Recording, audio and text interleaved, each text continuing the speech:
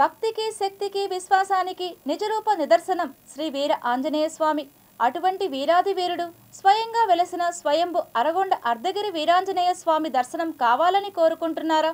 అయితే రండి, అర్ధగిరి క్షేత్రాన్ని దర్శించి స్వయం సహజ సిద్ధంగా వెలసిన సంజీవరాయని పుష్కరిణి నీరు సేవించి సర్వరోగాల నుండి విముక్తి పొందండి.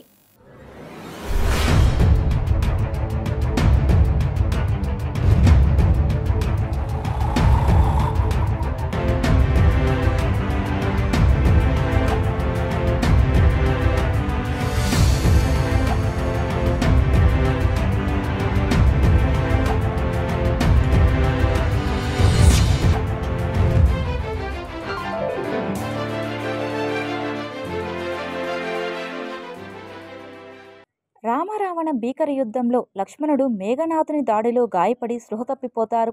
అతనిని కాపాడేందుకు శ్రీ వీరాంజనేయ స్వామి సంజీవరాయని పర్వతం వద్దకు వెళ్లి కొండని పెకిలించి ఆకాశ మార్గాన తిరిగి వస్తుండగా సగం కొండ విరిగి నేలపై పడింది. ఆ సగం అంటే అరగొండ రూపాంతరం చెందింది. అరగొండలో కొండ మీద శ్రీ వీరాంజనేయ స్వామి కొలువై ఉన్నాడు. పక్కనే సహజ సిద్ధంగా వెలసిన సంజీవరాయని పుష్కరిణి కూడా వెలసింది. ఇక్కడ స్వామివారిని దర్శించి సంజీవరాయని పుష్కరిణిలో నీటిని సేవిస్తే సర్వరోగాలు నశించి సర్వశుభాలు జరుగుతాయని ప్రతీక.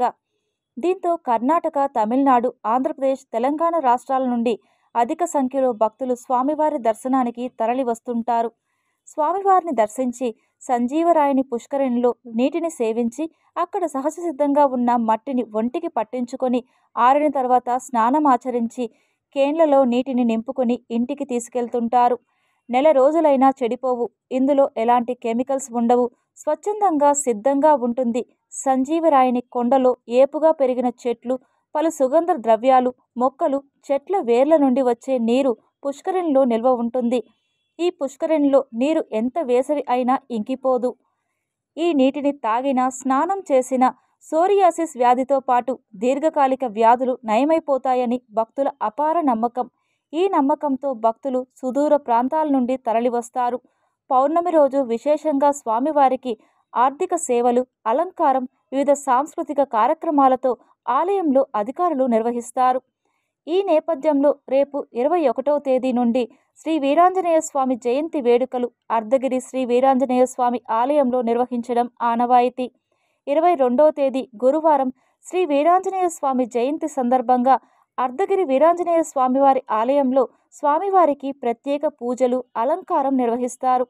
ఈ సందర్భంగా సుదూర ప్రాంతాల నుండి కూడా వేలాదిగా భక్తులు తరలివచ్చి స్వామివారికి పూజలు నిర్వహించి పునీతులవుతారు. ఇందుకోసం ఆలయ అధికారులు అన్ని ఏర్పాట్లు చేస్తున్నారు.